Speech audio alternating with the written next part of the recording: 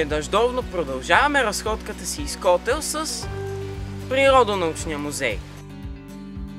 Повече от половин век основателя на музея Васил Георгиев събира природни материали от Котленския Балкан, като създава богата сбирка от вкаменелости, насекоми, препарати на птици и бозайници.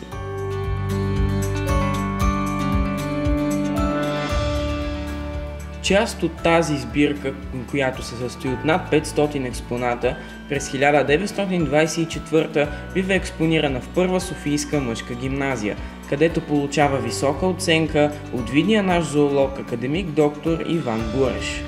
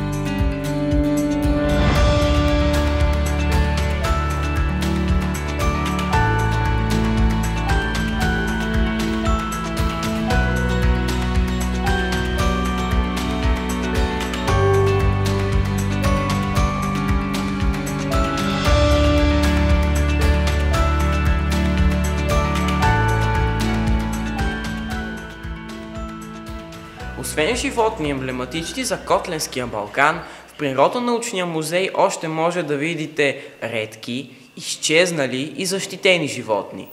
Пример за защитено животно е кафявата мечка.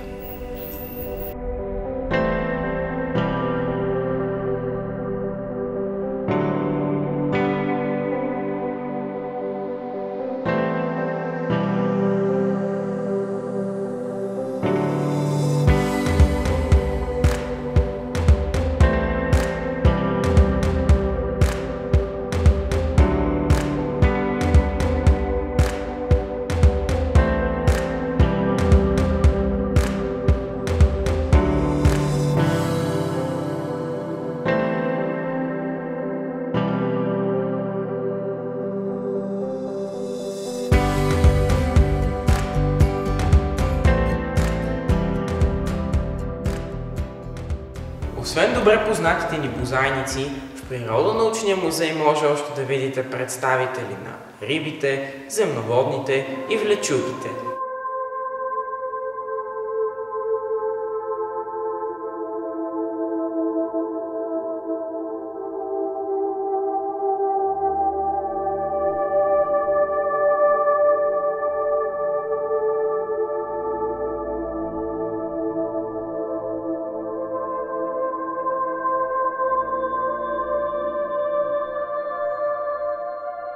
Най-големият воден екземпляр, който се съхранява в музея, е моруната.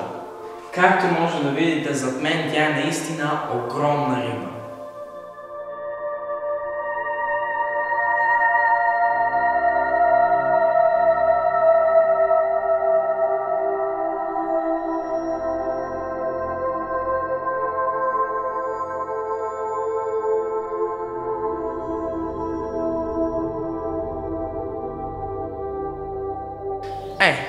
Макар и накратко, смятам, че ви разказах и за Природонаучния музей в Котел.